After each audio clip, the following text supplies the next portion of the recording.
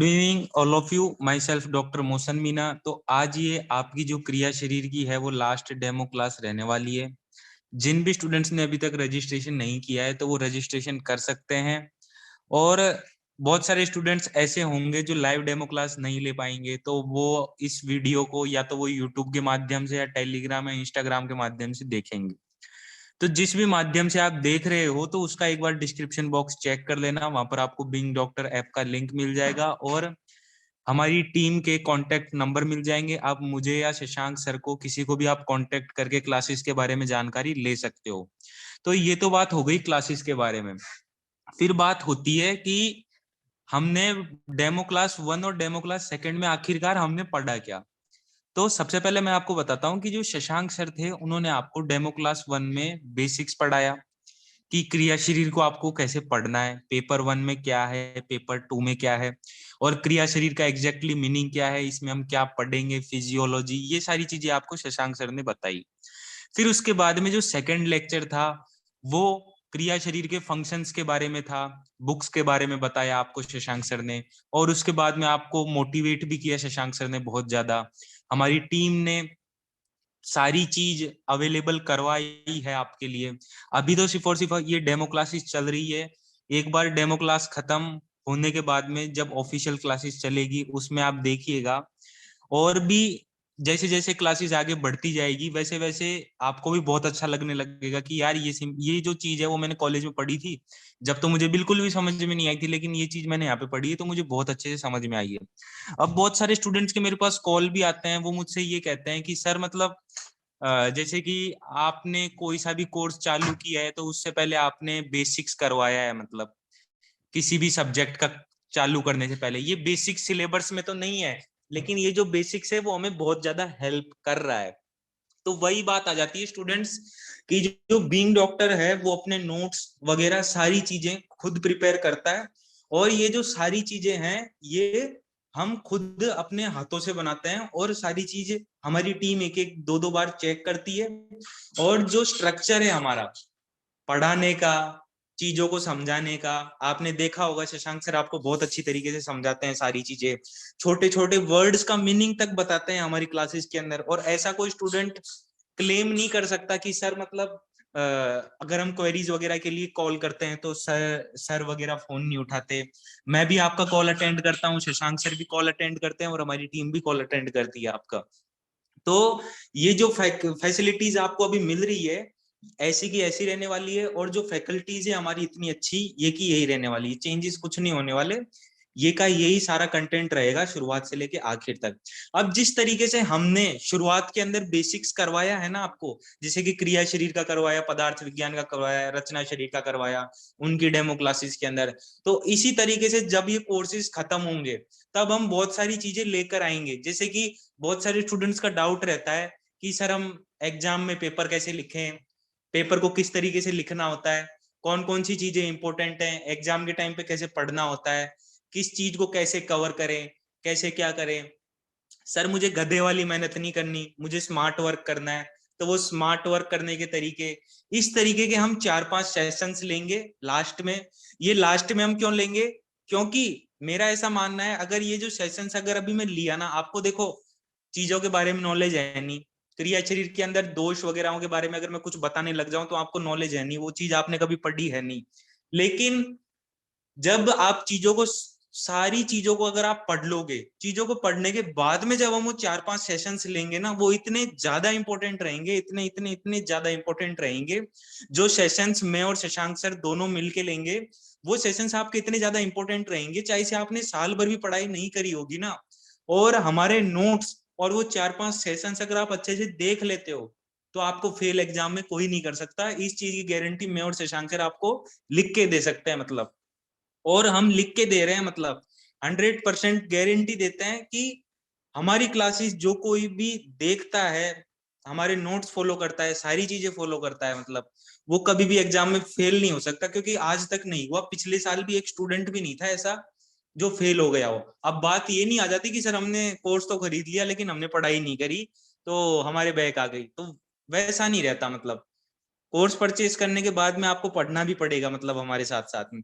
और पढ़ाई कितनी देर की होती है शशांक सर? आपको 30-40 मिनट, 40-50 मिनट पढ़ाते हैं, 40-45 मिनट।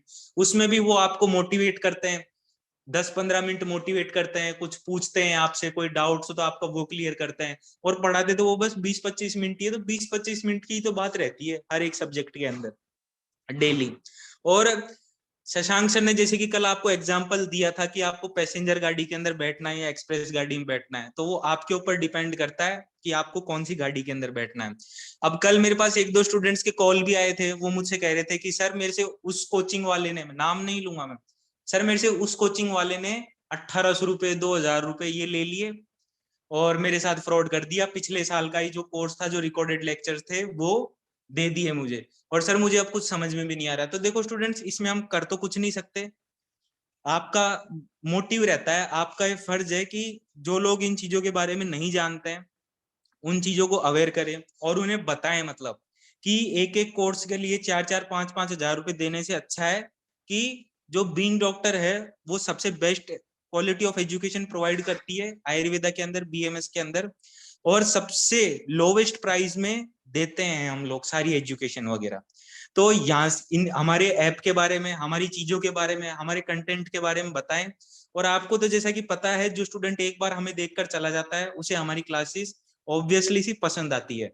और देखो, हमारी जो बॉन्डिंग है, हमारी फैकल्टीज की जो बॉन्डिंग है, मेरी फैकल्टीज की जो बॉन्डिंग है ना, वो हमारी भाई जैसी है, मतलब भाइयों की तरह रहते हैं, मतलब हमारी जो फैकल्टीज है वो भी, मतलब तो आप 100%, मतलब मैं आपसे कह रहा हूँ 100% भरोसा कर सकते हो बीइंग डॉक्टर की फैकल्टीज के ऊपर, क्योंकि मैं खुद इन पर आंख बंद करके भरोसा करता हूँ।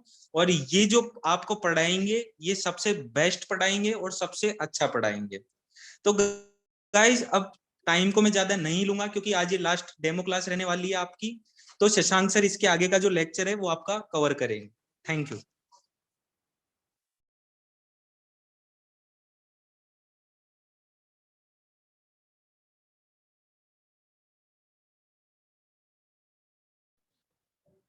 Good evening to all. चलिए आज का लेक्चर स्टार्ट करते हैं। तो देखिए, जैसा कि डॉक्टर हुसैन ने बताया कि हम हर सब्जेक्ट में बेसिक्स ले रहे हैं। पहले देखिए, बेसिक्स जो है कुछ ज्यादा नए नहीं होते, थोड़ा बहुत चेंजेस होता है कि क्रिया के बेसिक्स थोड़े अलग हैं, पदार्थ के बेसिक्स अलग हैं, रचना के।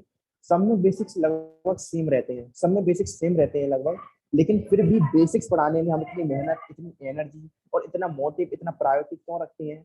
सिर्फ कारण यही है कि जितनी अच्छी आपका बेस होगा उतना अच्छा है, आगे का कंसेप्ट बनता जाएगा, आगे के चैप्टर समझ में आते जाएंगे। ठीक है, तो ये बेस भले ही पुराना लग रहा होगा, जो बच्चे पुराने पढ़ चुके हैं वो देख रहे होंगे कि रचना में काफी हद तक, जैसे मैं आज आपको बेस में थोड़ा बहुत बातें बता देता हूँ। लाइक मैं आपको आयुर्वेद का प्रयोजन बताऊंगा, आयुर्वेद की परिभाषा हो गई, ठीक है, आयुर्वेद की परिभाषा, आयुर्वेद का प्रयोजन, ये सब बातें बताऊंगा मैं आपको। ये सारी बातें हम बेसिकली रचना और पदार्थ दोनों पढ़कर आ रहे हैं। लेकिन फिर भी यहाँ पर अलग से बताने का तात्पर्य सिर्फ इतना ही है कि जितना मजबूत आपका बेस रहेगा उतनी ही अच्छी आपकी बिल्डिंग खड़ी हो जाएगी। ठीक है, चलिए। तो देखिए, बेसिकली जो बेसिक्स है आपका, बेसिक से बढ़कर कुछ नहीं है। ठीक है, बेसिक से बढ़कर कुछ नहीं है। ये किसी में जो है कहते हैं बेसिक, बेसिकली कहते हैं किसी किताब में ऐसा आपको बेसिक नहीं मिलेगा, किसी किताब में आपको ऐसा बेसिक नहीं मिलेगा। और क्या कहते हैं, सेम का मतलब ये नहीं होता कि सब कुछ 100% मिल रहा है। कुछ टॉपिक ऐसे हैं जो सब में बेसिक, सब में पढ़ाए जाते हैं, लेकिन जो कुछ टॉपिक आएंगे लाइक त्रिदोष, धातु, मल, ये क्या कहते हैं क्रिया की क्रिया में आएंगे। लाइक पदार्थ के सिद्धांत ऐसे होते हैं जो पदार्थ में आएंगे, परमाणु के बारे में, वो सिर्फ वहीं पर आएगा। ठीक है, और बेसिकली जो हमने एनाटॉमी में रचना से भी बेसिक्स पढ़े थे, लाइक कंपोजिशन, लाइक स्ट्रक्चर, वो वहीं पर आता है। मतलब ये अपनी अपनी जगह यूनिट्स भी हैं और कुछ ही टॉपिक्स सेम भी हैं। और बात रही बेसिक्स की, अगर कुछ बच्चे पूछते भी हैं कि सर आप ये पढ़ा रहे हैं, कल ही कुछ बच्चों का मैसेज आया था कि सर बुक में कहाँ मिल जाएगा? तो ये बुक में कहीं नहीं मिलेगा आपको। सर ये कॉलेज वाले कब पढ़ाएंगे? तो कॉलेज वाले कभी नहीं पढ़ाएंगे ये आपको, क्योंकि बेसिकली वो एनर्जी खर्च ही नहीं करते, वो सीधे मेन टॉपिक पे आते हैं। ठीक है, तो आपको ध्यान रखना है कि इन बेसिक्स पे सबसे ज्यादा ध्यान देना है। इन बेसिक्स के बराबर आपका कोई इंपॉर्टेंट नहीं है। मेरे कहने की तात्पर्य से दो बातें। पहला, थोड़ा बेसिक सेम रहेगा, लेकिन जो बेसिक रहेगा हर किसी का यूनिक रहेगा, जो आपको कोई पढ़ाने वाला नहीं है। सिर्फ और सिर्फ आपको बीइंग डॉक्टर वाले पढ़ाने वाले हैं, या सिर्फ और सिर्फ कोचिंग क्लासेस वाले पढ़ाने वाले हैं। और ये हमारा रिकॉर्ड रहा है आज तक का कि हमने हमेशा कोई भी क्लास हो, जब मैं आपको संस्कृत भी पढ़ाऊंगा तो संस्कृत का भी बेसिक्स पढ़ाऊंगा। समित अध्ययन पढ़ाऊंगा, समित अध्ययन का भी बेसिक पढ़ाया जाएगा। यानी ये चीज संस्कृत का भी बेसिक होता है, आप लोगों ने सुना नहीं होगा, कोई पढ़ाता भी नहीं है संस्कृत का बेसिक, लेकिन मैं आपको छोटा बड़ा पढ़ाऊंगा। मैं आपको वर्ण क्या होता है ये पढ़ाऊंगा, मैं आपको पढ़ाऊंगा नाउन की परिभाषा क्या होती है। यानी इतनी छोटी छोटी बातें हम बेसिक से पढ़ाएंगे। अब कहने को क्या है, संस्कृत का बेसिक है, अब आप कहेंगे सर वो बेसिक भी सेम है क्या? देखिए बेसिक्स हर किसी सब्जेक्ट का अलग होता है, लेकिन बेसिक्स तो बेसिक्स ही है। बेसिक्स का मतलब सिर्फ इतना होता है कि जो बच्चे की, जिस बच्चे ने जितना अच्छा बेसिक समझा है, उस बच्चे की सब्जेक्ट के रिगार्डिंग अंडरस्टैंडिंग कितनी डीप बनती है। ठीक है, चलिए समय को खराब ना करते हुए बढ़ते हैं आगे की तरफ, फटाफट बातों को शुरू करते हैं, लिख लिख कर पढ़ेंगे, अच्छी तरीके से पढ़ेंगे। ठीक है, कोशिश करूंगा जितना पढ़ूं, अगर 100% पढ़ाऊंगा तो उसका 110% आपको डिलीवर कर पाऊंगा। ठीक है, आइए स्क्रीन लगाते हैं, थोड़ी एनर्जी डेवलप करेंगे अपने अंदर। आइए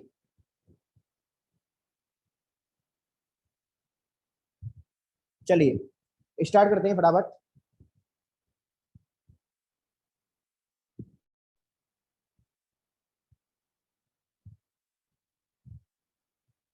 ठीक है, यहाँ तक हमने देख लिया था ये सब बातें, कल हमने देख ली थी सारी बातें। आज हम नया स्टार्ट करेंगे आगे से। ठीक है, हम बात कर रहे थे, आज बात करेंगे अपन फंडामेंटल प्रिंसिपल्स ऑफ आयुर्वेदा, यानी एक तरीके से फंडामेंटल प्रिंसिपल्स की बेसिक्स क्या है। ठीक है, आइए तो लिख देते हैं फंडामेंटल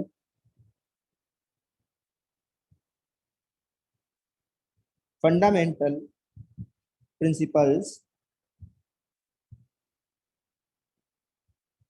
ऑफ आयुर्वेदा। ठीक है, बहुत अच्छा, आइए देखते हैं क्या प्रिंसिपल्स हैं।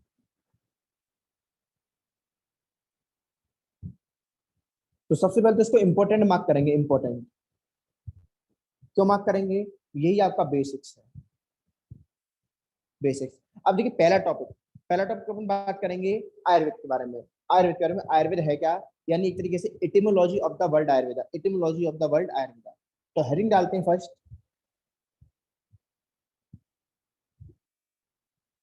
Etymology.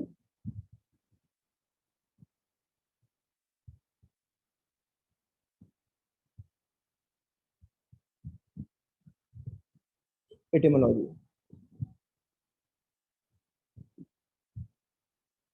Etymology of Ayurveda. Ayurveda का मतलब क्या है, एटोमोलॉजी का मतलब होता है ये शब्द बना है, इस शब्द का मतलब क्या है, what is the meaning of word Ayurveda. ये आयुर्वेदा शब्द है, इसका मतलब क्या है, आइए देखते हैं।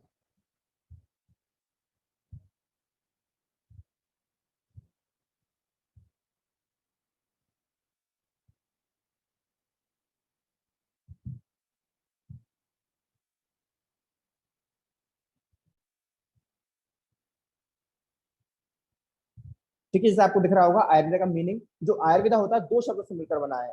Ayurveda is comprises from two words, number one the Ayur, second is the Veda. Ayur and Veda. तो देखिए आयुर का मतलब क्या होता है, एक तरीके से आपकी लाइफ। आयुर का मतलब क्या, लाइफ।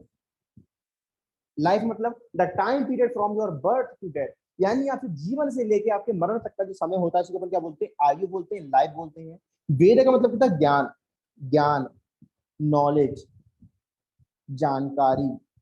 ठीक है, ठीक है। तो आयुर्वेद मतलब, आयुर्वेद का मतलब क्या हो गया, लाइफ हो गया, जीवन हो गया। वेद का मतलब क्या होगा, ज्ञान हो गया, नॉलेज हो गई। यानी आयुर्वेद का मतलब क्या हो गया, जीवन का ज्ञान। क्या हो गया, एक लाइन में लिखना चाहूं, जीवन का ज्ञान, जीवन का ज्ञान। कितना अच्छी बात है सर, कितना इजीली समझ में आ गया कि आयुर्वेदा, यानी जो आयुर्वेदा है आपका वो दो शब्दों से मिलकर बना है, आयुर प्लस वेदा। आयुर का मतलब होता है जीवन या लाइफ, वेदा का मतलब क्या होता है आपका, ज्ञान या नॉलेज। तो इन दोनों को मिलाया तो क्या मतलब हो गया कि जीवन का ज्ञान, क्या कह सकते हैं, जीवन का ज्ञान। यानी लिख भी रहा है कि Ayur meaning the whole life span, Veda meaning total knowledge, यानी आपकी संपूर्ण लाइफ का, संपूर्ण जीवन का संपूर्ण ज्ञान। यानी लिख रहा है the science of Ayurveda therefore encompasses treatment of the total knowledge of the whole life span, यानी संपूर्ण जीवन का, संपूर्ण जीवन का संपूर्ण ज्ञान।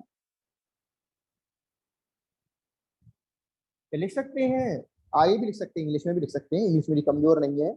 नॉलेज ऑफ, या better to say detailed knowledge, कैसी knowledge, detailed knowledge, detailed knowledge, कह सकते हैं detailed knowledge of whole life span, ठीक है, यहाँ तक बात क्लियर होगी, कोई बड़ी बात नहीं है। हमने अब तक कुछ नहीं देखा। हमने देखा आयुर्वेदा किससे मिलकर बना है, आयु प्लस वेदा से मिलकर बना है। आयु का मतलब लाइफ होता है, वेदा का मतलब ज्ञान या नॉलेज होता है। तो इस पूरे का मतलब क्या हो गया कि आपको जीवन का ज्ञान होना अनिवार्य है, या जीवन के ज्ञान करने के अपन क्या बोलते हैं, आयुर्वेदा बोलते हैं। अब बात करेंगे डेफिनेशन ऑफ आयुर्वेदा की। आइए, definition of Ayurveda.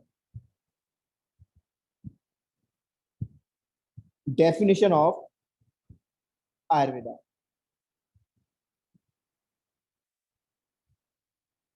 Definition of Ayurveda. ठीक है, आइए देखते हैं।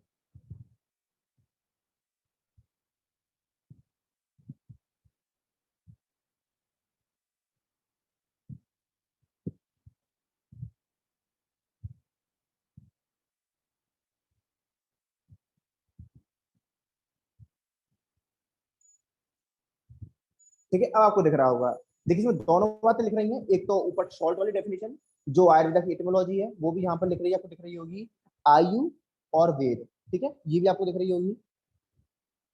यानी जो आयुर्वेदा दो शब्दों से मिलकर बना है, आयु और वेद से, जिसका मीनिंग होता है साइंस ऑफ लाइफ। साइंस को होता है जानना, साइंस को तो क्या होता है, टू नो।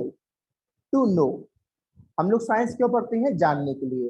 किसको जानने के लिए, जब फिजिक्स पढ़ेंगे तो हम वस्तुओं जो चीजें उनकी मैकेनिक्स जानते हैं। जब हम केमिस्ट्री पढ़ते हैं तो चीजों को chemical composition, chemical reaction, chemical reactivity जानते हैं। जब हम बायोलॉजी पढ़ते हैं तो जो लिविंग ऑर्गेनिज्म है, जो नॉन लिविंग ऑर्गेनिज्म है, उनके स्ट्रक्चर के बारे में, उनकी बायोकेमिस्ट्री के बारे में, उनका बायोमैकेनिक्स किस तरीके से वो कार्य करते हैं, किस तरीके से उनका स्ट्रक्चर है, क्या फंक्शन है, क्या स्ट्रक्चर है, ये सब उसके अंदर बायो के अंदर जानते हैं। इतना आप सब लोग भी जानते हैं। तो साइंस का बेसिक मीनिंग क्या हो जाता है, टू नो। किसके बारे में, जब हम लाइफ के बारे में जानेंगे तो उसी को अपन आयुर्वेदा बोल देते हैं। इसलिए आयुर्वेदा को बोला जाता है साइंस ऑफ लाइफ। क्या बोला जाता है, साइंस ऑफ लाइफ। यानी जो हमें जीने के बारे में सिखाए, हमारी जिंदगी के बारे में बताए। ठीक है, अब देखिए इसकी मेन परिभाषा जो हमारे आचार्य चरक ने बताई। हमारे आचार्य चरक हमारे लिए काफी पूजनीय बताए गए हैं।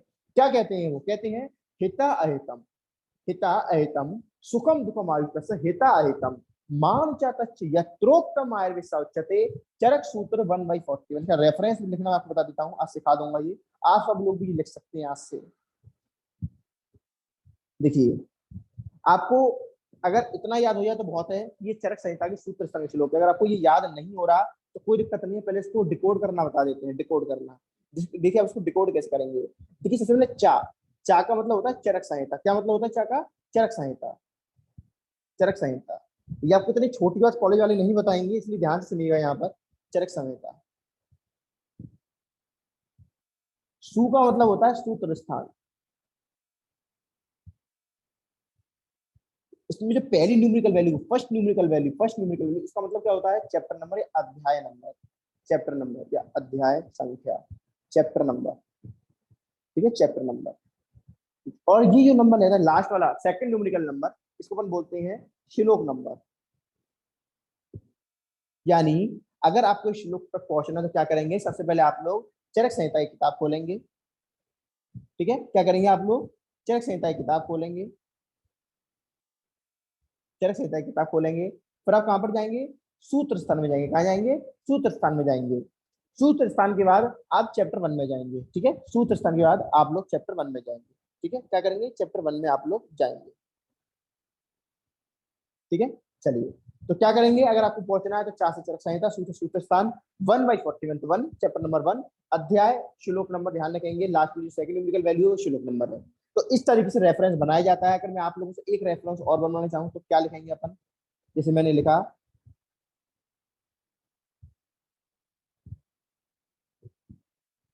तो ये कैसे होगा, तो आप इसको भी डिकोड कर सकते हैं कि ये सु, सु का मतलब क्या होता है, सुसु संहिता। क्या होता है, सुसु संहिता। सा से क्या होता है, शारीर स्थान। क्या होता है, शारीर स्थान। ये सेम है चैप्टर नंबर 2, चैप्टर नंबर 2, श्लोक नंबर 93, श्लोक नंबर 93। ठीक है, तो अगर मैं आप लोगों से सब पूछूं तो आप लोग बता देंगे। अब मुझे इतना भरोसा है कि अगर मैं आप लोगों से कोई भी रेफरेंस पूछूं तो आप लोग बता देंगे। ठीक है, फिलहाल टॉपिक पर आते हैं, बात करें कि श्लोक की, आयुर्वेद की परिभाषा की। ठीक है, तो क्या लिख रहा है, हिता अहितम। देखिए ध्यान से सुनेंगे, ध्यान से बिल्कुल। हिता अहितम सुखम दुखम, ये चार प्रकार की आयु बताई गई है। सबसे पहले हमने ऊपर वाले श्लोक में देखा कि आयु के ज्ञान कोई क्या बोल देते हैं, आयुर्वेद बोल देते हैं। अब आयुर्वेद, जब हम आयुर्वेद में आयु का ज्ञान कर रहे हैं तो हमको ये भी पता होना चाहिए कि आयु कितने प्रकार की है, और जो आयु कितने प्रकार की, जितने भी प्रकार की हो, हमें उन आयु के ज्ञान होना चाहिए कि ये आयु इस प्रकार की है तो इसका मतलब क्या है। जैसे मैंने बोला कि जो आपका भोजन होता है 4 प्रकार का होता है, आशित, आशित पीड, लीड, खादित। तो इन आगे के मैं आपको क्रिया शरीर में बताऊंगा, इसी सब्जेक्ट के अंदर बताऊंगा कि 4 प्रकार का भोजन माना है, तो इनका मतलब मैं आपको बताऊंगा तब। तो जैसे बताया गया, धातुएं 7 प्रकार की होती है, रस होता है, रक्त होता है, मांस होता है, मेद होता है, अस्थि होता है, मज्जा होता है, शुक्र होता है। अब ये सब बातें किसमें पढ़ेंगे आप? बेसिक्स में पढ़ेंगे आप। ये जो आप सीख रहे हैं लिखना कि रेफरेंस कैसे डिजाइन करते हैं, रेफरेंस कैसे डिकोड करते हैं, ये किसमें पढ़ेंगे? बेसिक से पढ़ेंगे। कहीं किताब में आप अपने जीवन टाइम फर्स्ट पूरे क्या कहते हैं आयुर्वेदा में ना, फर्स्ट ईयर में, सेकंड ईयर में, थर्ड ईयर में कोई टीचर आपको इसे नहीं समझाएगा, ना आपको किसी किताब में हेडिंग मिलने वाली हाउ टू डिकोड श्लोक, हाउ टू डिकोड कोड, मतलब ये आपको नहीं मिलने वाला कि जो रेफरेंस लिखा रहता है इसको आप कैसे डिकोड करोगे। ये यही टाइम में अगर आप सीख गए, आपने अपने बैच वालों से यहीं पर लीड लेनी है। यहीं पर आपको अपने बैच वालों को पीछे छोड़ देना, अपने कॉम्पिटिटर को आगे जाके वो अपने पीजी के कॉम्पिटिटर्स हैं, तो आपको कंसेप्ट बिल्डिंग अभी फर्स्ट ईयर से ही कर लेनी है कि किस तरीके से कोई श्लोक के पीछे लिखा रहा है उसके समझेंगे। बच्चे पढ़ नहीं पाते इसको। अगर मैं लिख देता हूँ चरक सूत्र 1/41, तो चा से क्या उनको ये नहीं पता, आगे वाली बात तो बहुत छोड़िए। ठीक है, तो मैं आपको बता रहा था कि आयु का ज्ञान करने पर पढ़ेंगे, तो आयु का ज्ञान जब ये अपन करेंगे तो क्या कह रहा है ये, हिता अहितम।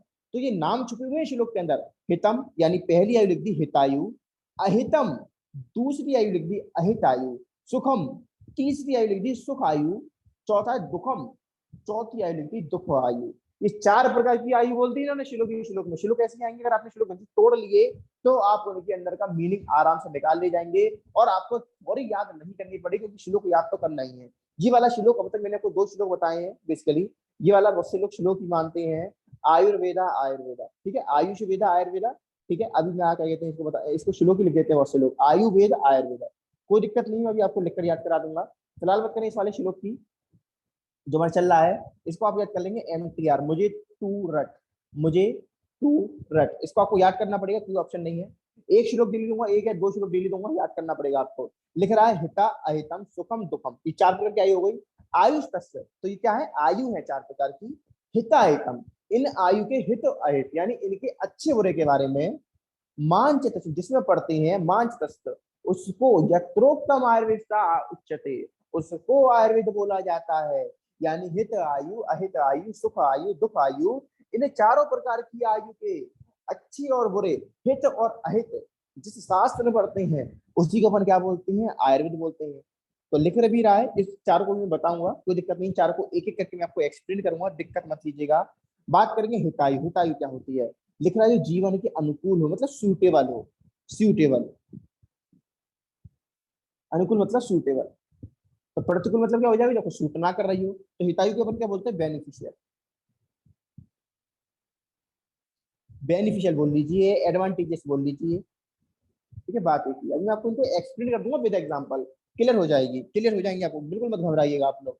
तो अहित क्या हो जाएगा, इसका रिवर्स हो जाएगा, नॉन बेनिफिशियल या हार्मफुल या अनएडवांटेजियस। ठीक है, सुख आयु मतलब जो प्लेजरेबल हो, सुख मतलब प्लेजर, सुख मतलब प्लेजर, कहते हैं ना बड़ा मजा आ रहा है, अच्छा लग रहा है, सुख की अनुभूति हो रही है। जैसे गर्मी पड़ रही है, आप लोग एकदम गर्मी में आकर बैठे, आप लोग ठंडी ठंडी कोल्ड ड्रिंक दे दी जाए, कूलर के आगे बिठा दी जाए, एसी चला दी जाए, ऑन कर दी जाए, आपको क्या बोलेंगे, बड़ा अच्छा लग रहा है, बड़ा सुख की अनुभूति हो रही है, बड़ा हैप्पी, बड़ा खुश महसूस कर रहा हूँ, दैट इज अ हैप्पी। ठीक है, दैट इज अ हैप्पी, यानी सुख को क्या बोल देते हैं, हैप्पी, हैप्पी बोल दो, या फिर प्लेजरेबल बोल दो, मजा आ रहा है, दैट कंडीशन। और दुख क्या होता है, अनप्लेजरेबल, दुख हो रहा है। जैसे आप क्या कहते हैं, गर्मी से आए हो और आपसे कोई पानी ना पूछे, कोई पानी ना पूछे, आप नाराज हो जाते हो ना घर वालों से कि मैं बहुत दुखी हुआ कि मैं इतनी गर्मी में चल कर आया हूँ और आप लोगों ने मुझे पानी तक नहीं पूछा, तो मैं दुखी हूँ, आप लोग, दैट इज द अनहैप्पी। इसी तरीके से मैं आपको समझा दूंगा, सारी बातें आपको याद हो जाएंगी, और आप फटाफट अपने टीचर को आप पूछा करेंगे, आप फटाफट अपने टीचर को आंसर देंगे। बच्चे तो क्या, टीचर भी हैरान हो जाएंगे, यानी कहाँ से पढ़कर आए, सब कुछ बता देते हैं और एग्जाम्पल के साथ बता देते हैं। जैसे आपको एक एग्जाम्पल देना चाहूँ, एक एग्जाम्पल, जैसे कि जो लोग सिगरेट स्मोकिंग करते हैं, सिगरेट स्मोकर्स, सिगरेट स्मोकर्स, ये एग्जाम्पल मेरा खुद का बनाया हुआ है, बच्चों को अच्छे समझ में आता है, जल्दी समझ जाते हैं बच्चे। ठीक है, खास करके आप लोग जल्दी समझ जाएंगे। देखिए, जो लोग सिगरेट स्मोकर्स होते हैं उनको कैसा लगता है, सिगरेट पीने के बाद सुख की अनुभूति होती है। आपको पता है सिगरेट पीने के बाद कैसा लगता है, सुख की अनुभूति होती है, क्यों, क्योंकि एड्रेनलिन का सिक्रीशन होता है, इतना आप लोग जान के आ चुके होंगे कि क्या होता है, सुख की अनुभूति, सुख की अनुभूति। यानी a feeling of pleasure, a feeling of pleasure, a feeling of pleasure. ठीक है, यानी कि ये क्या है, एक तरीके से ये क्या है, सुख आयु है। ये क्या है, सुख वायु है। समझाने के लिए समझा रहा हूँ, एग्जाम्पल समझा रहा हूँ। ये क्या एक तरीके से सुख आयु है, यानी जब आप सिगरेट पी रहे हैं आपको सुख की अनुभूति हुई, तो एक तरीके से क्या हो गई, सुख आयु हुई। लेकिन ये क्या आपके लिए बेनिफिशियल है, ये क्या आपके लिए एडवांटेजेस है, नहीं एडवांटेजेस है, या आपके लिए बेनिफिशियल नहीं है, आपके लिए हार्मफुल है। तो डेट इज द हार्मफुल। क्या है ये, हार्मफुल। ये क्या हो गई, एक तरीके से आपकी अहितायु। तो आप ये नहीं कह सकते, आप ये नहीं कह सकते कि जिसमें मैं खुश हूँ वो हमेशा मेरे लिए एडवांटेजेस होगा, अच्छा होगा।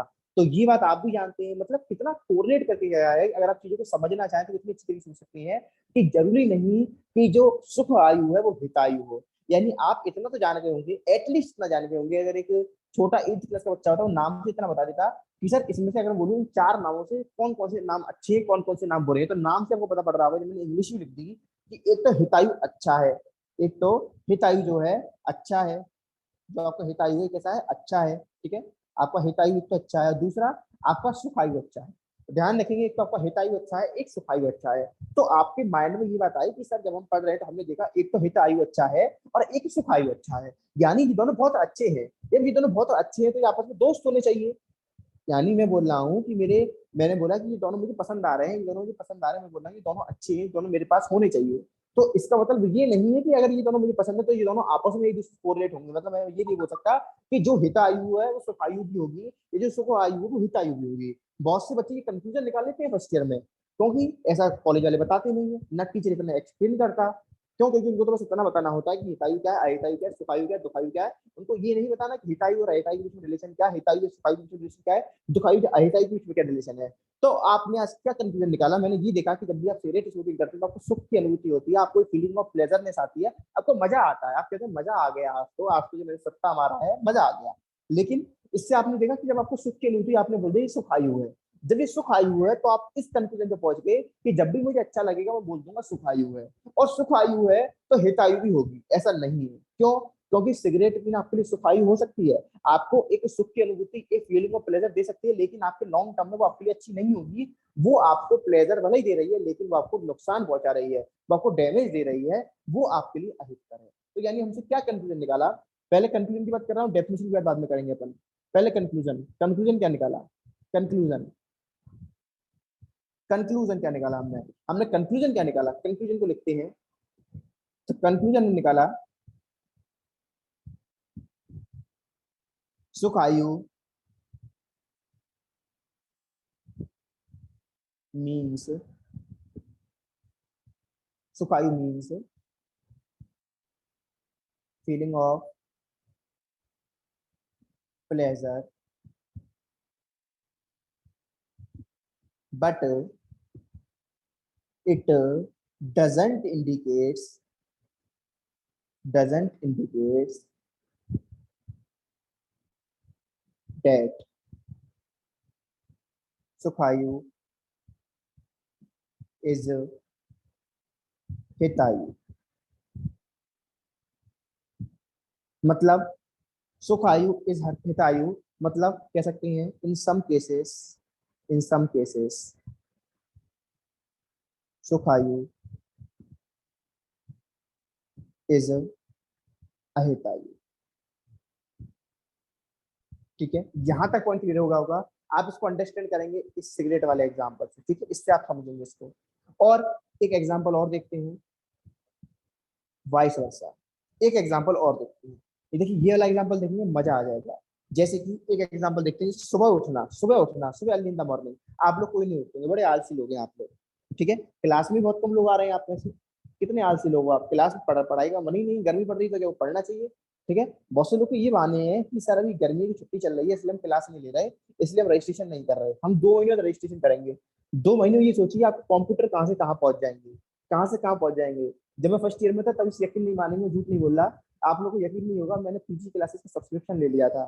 ठीक है, पीजी क्लासेस का सब्सक्रिप्शन ले लिया था मैंने उस टाइम, पीजी कोचिंग क्लास में 20,000 उस टाइम फीस होती थी। मैंने इंडिया की टॉपेस्ट उस टाइम, क्योंकि इतना लेटेस्ट नहीं थी चीजें, क्योंकि तब वो पोस्ट के जरिए नोट्स वगैरह भिजवाते थे, तो मैंने उस टाइम 20,000 रुपए दे दिए थे। तो 20,000 रुपए मैंने नोट फर्स्ट ईयर में ही ले लिए थे। ठीक है, तो जल्दी नहीं था, मुझे लगता है कि उसका एक फायदा हुआ है कि क्या कहते हैं, जल्दी पढ़ना स्टार्ट कर दिया तो जल्दी कंसेप्ट आ गए समझ में, जल्दी बातें समझ में आ गई, जल्दी चीजें समझना स्टार्ट हो गई, जिसकी वजह से आज इतना सब कुछ हो पा रहा है। तो इसी तरीके से आपको भी एक एडवांटेज मिलेगा। देखिए, कभी भी आपकी पढ़ाई बेकार नहीं जाएगी, हर किसी का फल होता है। आप अच्छा कर रहे हो उसका भी रिजल्ट मिलेगा, बुरा कर रहे हो उसका भी रिजल्ट मिलेगा। तो आप लोग आलसी मत बनिए, ठीक है। एग्जाम्पल समझ लीजिए, ये भी एक एग्जाम्पल का पार्ट है, ये भी कोई भाषण नहीं है, मेरी एक बात एक एग्जाम्पल है। जैसे मैं आपको एक एग्जांपल देता हूँ, जैसे आप लोग सुबह कोई नहीं उठता होगा, क्यों? क्योंकि सुबह उठना आपके लिए क्या है, दुखायु है, अनहैप्पी है। आप सुबह जल्दी तरीके से हो जाती है, बेखुश हो जाते हैं, मतलब दुखी हो जाते हैं। यानी जब भी अर्ली मॉर्निंग, ठीक है, कह सकता हूँ rising, rising early morning, rising early morning क्या है? Feeling of unpleasantness, feeling of unhappy, feeling unhappy, खुश नहीं होते हम। लेकिन आपके स्वास्थ्य के लिए कैसा है? हितकर है। आपके स्वास्थ्य के लिए कैसा है? हितकर है, हितायु, हितकर है आपके लिए। यानी क्या दिखा रहा है? हितायु। यानी क्या हो गया? यानी जो आपकी सुख आयु थी वो अहित आयु में चेंज हो गई, और जो आपकी दुख आयु थी वो आपकी हित आयु में चेंज हो गई। यानी हित आयु कभी भी सुख आयु बन सकती है और हित आयु कभी भी दुख आयु बन सकती है, वाइस वर्षा। इसी तरीके से दुख आयु कभी भी अहित आयु बन सकती है, दुख आयु कभी भी हित आयु बन सकती है। तब को इस रिजल्ट पे नहीं पहुंचना कि दो अच्छे लोग हैं तो हमेशा दो अच्छे लोग आपस में दोस्त होंगे, यानी दो बुरे लोग हैं तो हमेशा दुश्मन होंगे, ऐसा नहीं होगा। अच्छे और बुरे भी दोस्त हो सकते हैं, और बुरे बुरे भी दोस्त हो सकते हैं, और अच्छे अच्छे कुछ भी कंडीशन हो सकती है। अच्छा लड़का अच्छे लड़के के साथ रह सकता है, और अच्छा लड़का बुरे लड़के के साथ रह सकता है, और दोनों बुरे बुरे भी एक साथ रह सकते हैं, और बुरे और अच्छा भी साथ रह सकता है। ठीक है, ये आप यहाँ समझिए। तो लिख सकते हैं नीचे दूसरे पॉइंट में कि दुख आयु कैन बी अहित आयु, but in some cases it is हित आयु।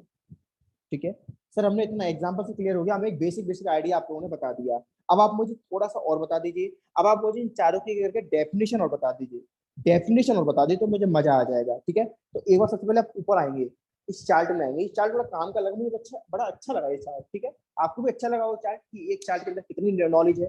प्लस इमेज इंसर्ट करने का फायदा होता है नोट्स में, नोट्स अट्रैक्टिव दिखते हैं। ठीक है, उसके अलावा चीजें लिखना आसान हो जाती है, श्लोक लिखने का काम बच जाता है, समय की बचत होती है इससे। ठीक है, तो इस तरीके से अपन को स्मार्ट वर्क करना है, कभी भी अपन को गधे वाली मेहनत नहीं करनी है। तो कह रहा है हिता अहितम सुखम तुकम आयु हिता अहितम मानचित क्षेत्र आयुर्वेद शौच। इसका मतलब मैंने आपको बताया, जिस शास्त्र के अंदर चारों प्रकार की आयु का वर्णन हो उसी को अपन आयुर्वेद बोलते हैं, उनका अहित अहित बताया गया हो। तो पहली देखते हैं अपन हितायु, number one hitayu, number one hitayu. इशू क्या बोल देगा, बेनिफिशियल या एडवांटेजियस।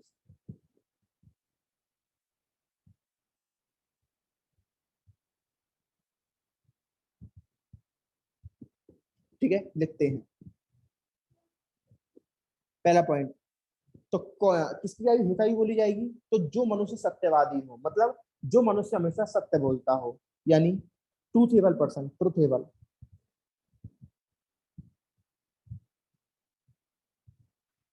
यानी सत्यवादी मनुष्य। कैसा मनुष्य? सत्यवादी, जो हमेशा सत्य का साथ देता हो, सच का साथ देता हो, सत्यवादी मनुष्य।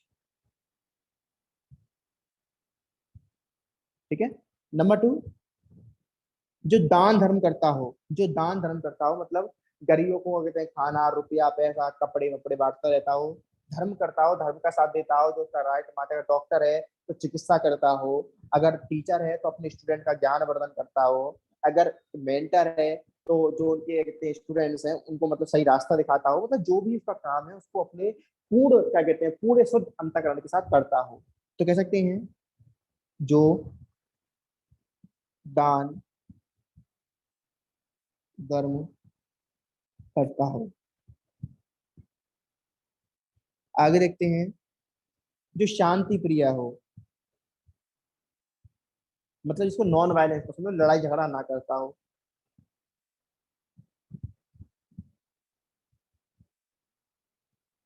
नॉन वायलेंस, देखिए कुछ बच्चे यहाँ पर धर्म से हिंदू मुस्लिम सिख ईसाई समझ लेते हैं, यहाँ पर धर्म वो नहीं आ रहे में। आर्य में धर्म होता है आपका जो प्रोफेशनल पाथ है, लिख देता हूँ मैं इसको जिससे आप कंफ्यूज ना हो। योर ड्यूटी, मोरल ड्यूटी, या आपका जो पाथ है, ठीक है, जो आपका वर्क है, ठीक है। चलिए, तो आपको ये ध्यान रखना है, एक तरीके से कह सकते हैं जो हेल्पिंग नेचर का हो, जो सबकी मदद करने की सोचता हो, जरूरतमंदों की सहायता करता हो, यानी helping nature person, helping person, ठीक है, कोई दिक्कत नहीं है। तो ये हितायु है, ये हितायु है, ठीक है, समझ हम काफी हद तक पहले चुके हैं। नंबर 2 देखेंगे हितायु, जिसके अपोजिट है। देखिए हितायु अहितायु के अपोजिट है, अपोजिट है। सुखायु दुखायु के अपोजिट है, यानी अगर आपने हितायु समझ लिया, हितायु याद कर ली, तो उसके अपोजिट कर दीजिए। यानी इसमें कैसे कर दोगे, जो झूठ बोलता हो, अगर मैं अहितायु लिखना चाहूँ, जो दान धर्म ना करता हो, जो लड़ाई झगड़ा करता हो, जो क्या कहते हैं सेल्फिश नेचर का हो, सिर्फ अपने बारे में सोचता हो, बस उल्टा कर देना है, बस उल्टा कर देना है, ठीक है।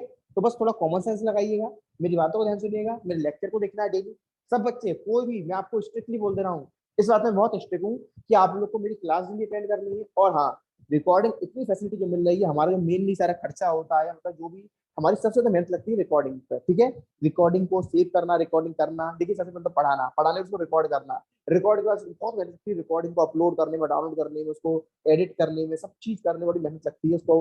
तो आप लोग उसका बेनिफिट लिया करिए, इतने कम रेट में हम आपको ये फीचर दे रहे हैं और आप उसका बेनिफिट ही नहीं लेते, ठीक है। तो आप उसका बेनिफिट लीजिए, रिकॉर्डिंग को जितनी बार हो सके देखिए, ठीक है, रिकॉर्डिंग को देख सकते हैं, रिवाइज करिएगा लेक्चर्स को। बस आपको इतना करोगे, रिजल्ट आपके हाथ में मिलेगा आपको, ठीक है। आगे बात करते हैं नंबर 2 अहितायु की। अहितायु, अहितायु यानी नॉन बेनिफिशियल या हार्मफुल कह लीजिए, हार्मफुल। लिखते हैं, आइए कुछ पॉइंट्स लिखते हैं इसमें, कुछ नहीं, छोटे मोटे पॉइंट बता चुका हूँ। यानी कह सकते हैं number 1 point, just opposite to hitayu, just opposite to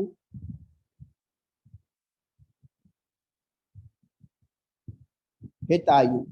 number 2 point, number second, selfish nature. जैसे ऊपर हेल्पिंग नेचर था, नीचे क्या है, सेल्फिश नेचर, अपने बारे में ही सोचेगा, भाड़ में जाए जनता, अपना काम बनता, इस टाइप का सेल्फिंग नेचर, ठीक है। नंबर 3 देखेंगे अपन,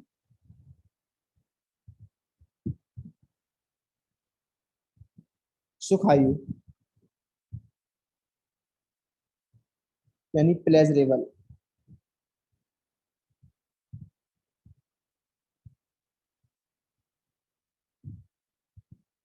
क्या है प्लेजरेबल में, यानी देखिए सुख कब होगा, किस पर्सन, कौन कौन पर्सन सुखी रहेगा, किसको सुख की अनुभूति रहेगी, जो स्वस्थ होगा, जिसको कोई बीमारी नहीं होगी, जिसका मन भी सही रहेगा। कोई क्या है बॉडी से फिट है, जिम कर रहा है, सब कुछ खेल रहा है, कूद रहा है, बढ़िया खा रहा है, डाइजेशन सही है, सब कुछ सही है, लेकिन मन से परेशान है। उसके दोस्त उसको परेशान करते हैं, उसकी क्या कहते हैं गर्लफ्रेंड उसको परेशान कर रही है, उसके घर वाले उसको परेशान कर रहे हैं, उसकी बीवी उसको परेशान कर रही है, या उसकी पढ़ाई उसको डिस्टर्ब कर रही है, एग्जाम आ रहे हैं, पढ़ाई लिखाई कुछ हुई नहीं है, कॉलेज वाले परेशान कर रहे हैं, कुछ ना कुछ बात है जिसकी वजह से उसके दिमाग में एक अनस्टेबिलिटी बनी हुई है, एक परेशानी बनी हुई है, तो अभी वो खुश नहीं कर सकता।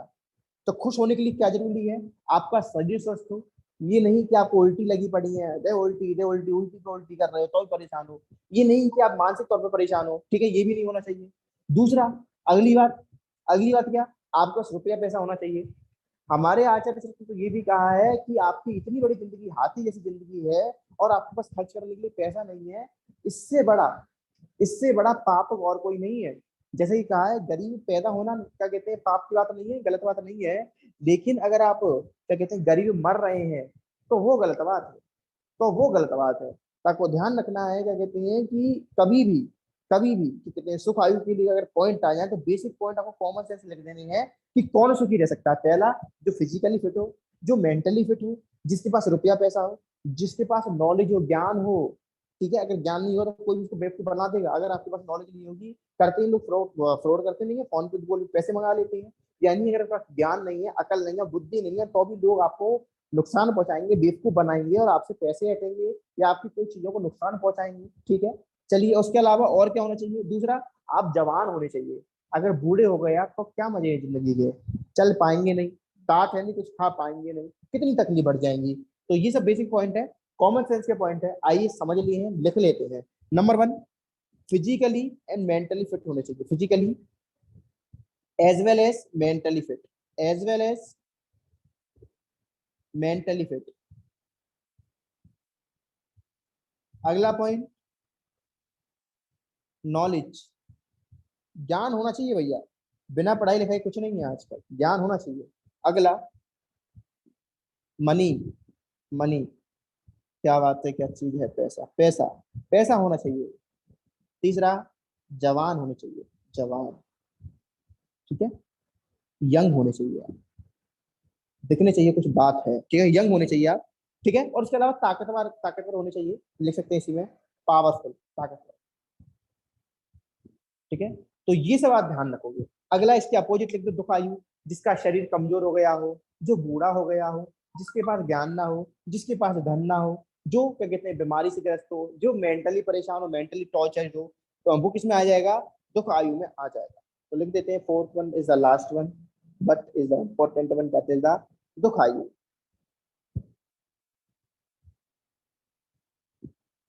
That is the अनप्लेजरेबल।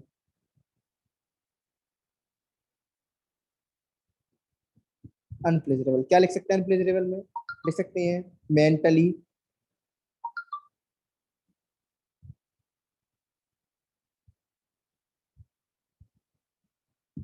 लिख सकते हैं mentally as well as physically